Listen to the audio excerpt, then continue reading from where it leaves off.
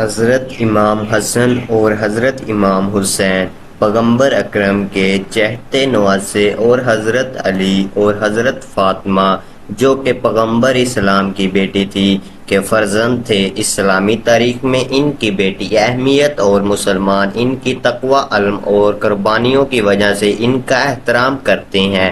ان کی زندگی کا ایک اہم واقعہ کربلا کا واقعہ ہے جیسے شیعہ مسلمان ہر مسلمان مشہور اور یاد کرتے ہیں، تاہم میں ان کے اعلیٰ کردار اور فضائل پر روشنی ڈالنے کے لیے ایک مختلف واقعہ شیئر کروں گا۔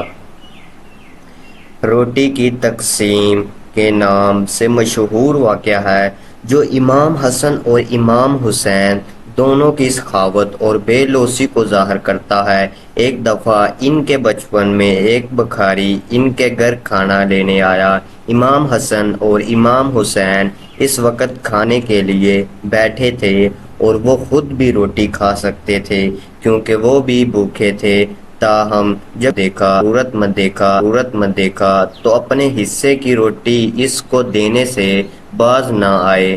جب ان کی والدہ حضرت فاطمہ اسلام اللہ علیہا نے ان سے اس بارے میں پوچھا تو انہوں نے معصومیت اور شفقت کے ساتھ جواب دیا کہ وہ کھانا برداشت نہیں کر سکتے ہیں جب کہ کوئی اور بھوکا ہو۔ حضرت فاطمہ سلام اللہ علیہ ان کی بے لوثی سے بہت متاثر ہوئی اور ان کی عافیت اور اعلیٰ کردار کے لیے دعا کی اور اللہ کا شکر ادا کیا کہ اس نے انہیں ایسے صالح فرزند سے نوازا۔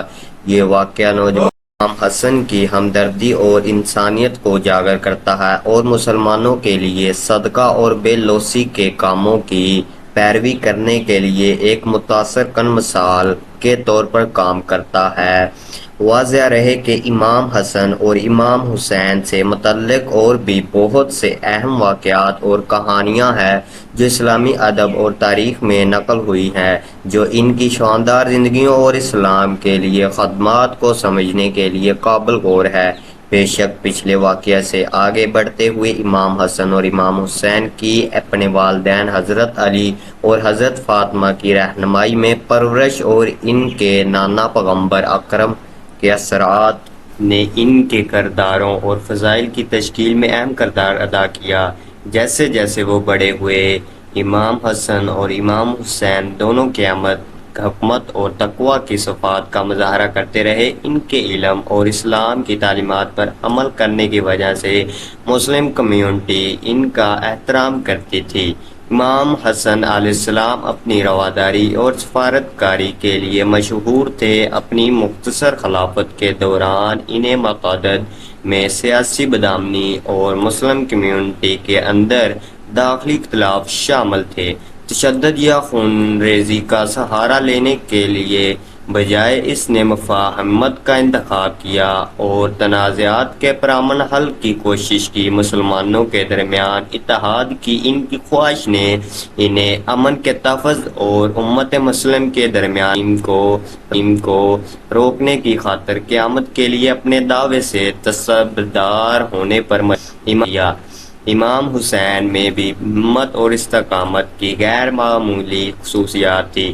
اسے ایک مشکل فیصلے کا سامنا کرنا پڑا جب اموی خلیفہ یزید کی ظالم حکومت نے ان سے بیعت کا مطالبہ کیا۔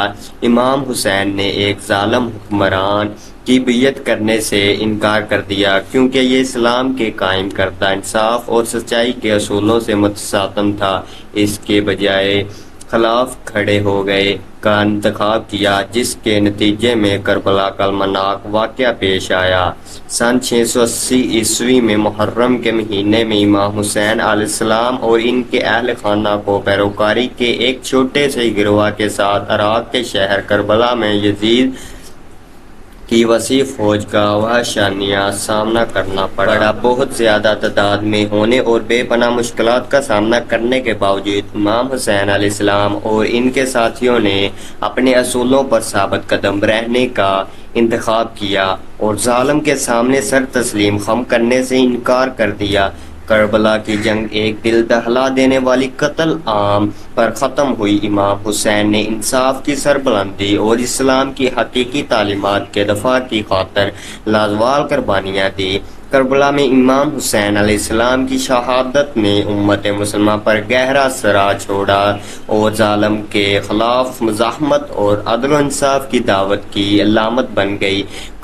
واقعہ مسلمانوں کے لیے ناانصافی کے خلاف ثابت قدم رہنے اور حق کے لیے کھڑے ہونے کی اہمیت کی یاد دہانی کا کام کرتا ہے، حتیٰ کہ مشکل ترین حالات میں بھی امام حسن اور امام حسین کی وراثت دنیا کے لاکھوں مسلمانوں کو متاثر کرتی رہتی ہے، کیونکہ وہ اسلام کے اصولوں کے لیے ہیں، لوسی ہمت اور لگن کے جوہر کو منسجم کرتے ہیں۔ ان کی مثالی زندگی مسلمانوں کے لیے روشنی کی کرن کا کام کرتی ہے، انہیں راستی ہمدردی کی راہ پر گامزدہ کرتی ہے۔ یہ نوٹ کرنا ضروری ہے کہ مختلف تاریخی ماخذوں اور روایت میں امام حسن اور امام حسین سے متعلق واقعات اور تاریخی واقعات قدرے مختلف ہو سکتے ہیں، بہرحال ان کی کہانیاں اسلامی تاریخ میں